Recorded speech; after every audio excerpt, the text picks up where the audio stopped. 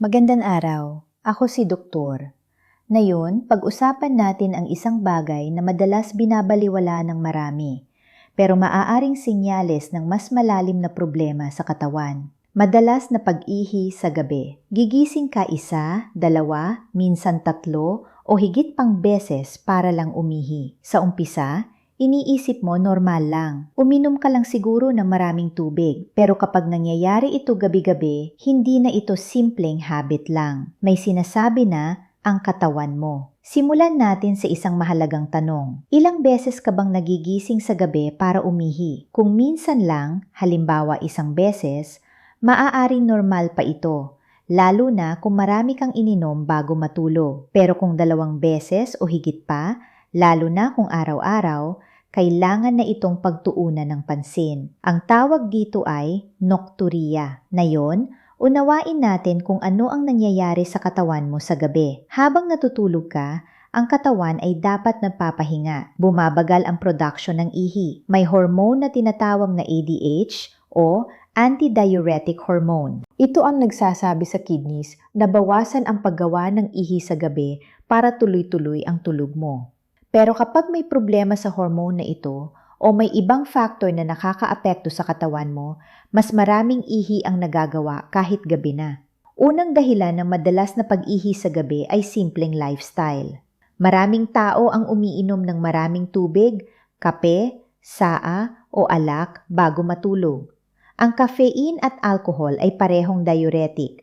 Ibig sabihin, pinapabilis nila ang paggawa ng ihi. Kahit pagod ka na, mapipilitan kang gumising dahil puno ang pantog mo. Pero hindi dito natatapos ang usapan. Kung kahit hindi ka naman umiinom ng marami sa gabi, pero paulit-ulit ka pa ring nagigising, may iba ng posibleng dahilan. Pangalawang dahilan ay blood sugar. Kapag mataas ang blood sugar, tulad sa diabetes, sinusubukan ng katawan na ilabas ang sobrang asukal sa pamamagitan ng ihi. Kaya mas madalas kang umiihi kahit gabi. Kasama nito, madalas ay nauuhaw ka rin at mas maraming iniinom na tubig. Ito ang cycle na nagiging dahilan kung bakit paulit-ulit ang pagbangon sa gabi.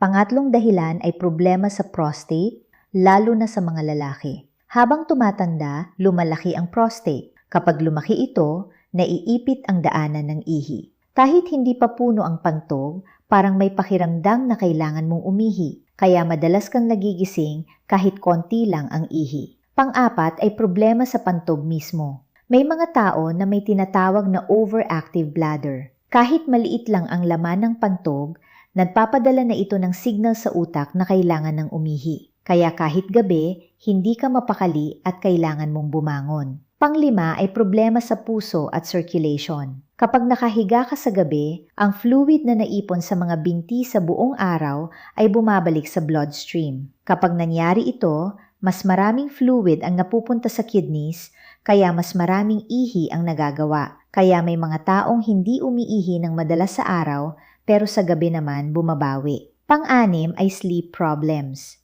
Kapag mababaw ang tulog mo, mas madali kang nagigising. At kapag nagising ka, mas napapansin mo ang urge na umihi kahit hindi naman ganoon kapuno ang pantog. Minsan, hindi pag-ihi ang dahilan ng paggising, baliktad. Nagigising ka muna, tapos saka mo naiisip na umihi.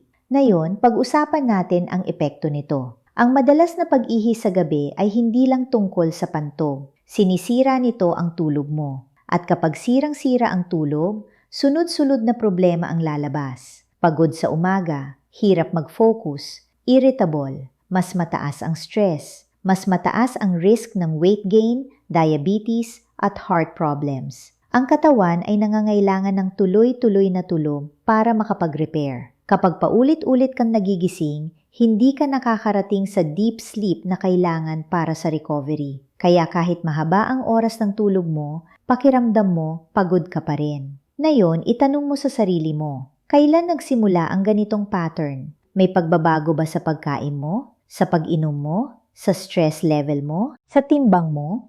Ang mga simpleng tanong na ito ay makakatulong para mahanap ang ugat ng problema. Ano ang pwede mong gawin ngayon? Una, i-adjust ang pag-inom ng tubig. Uminom ng sapat sa umaga at hapon, pero bawasan ang pag-inom 2 oras bago matulog. Iwasan ang caffeine at alcohol sa gabi.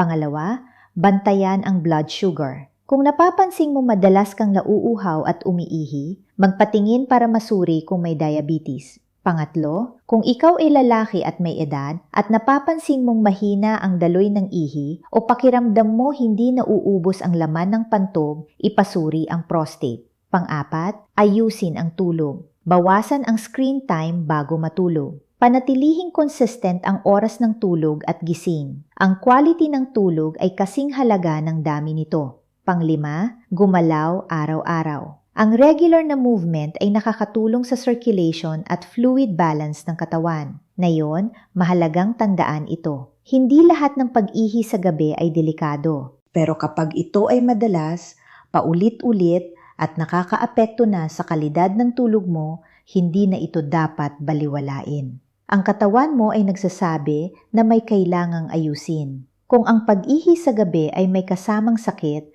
dugo sa ihi, biglang pagbabago sa galas, o sobrang pagod sa umaga, mas mahalaga na magpatingin agad sa doktor. Mas maaga mong malaman ang dahilan, mas maaga mong maaayos. Ang video na ito ay para sa general education lamang. Hindi ito kapalit ng personal na payo ng doktor. Kung ikaw ay may medical condition o umiinom ng gamot, kumonsulta sa healthcare professional para sa tamang gabay. Salamat sa panunood. Alagaan ang tulog dahil dito nagsisimula ang kalusugan. Araw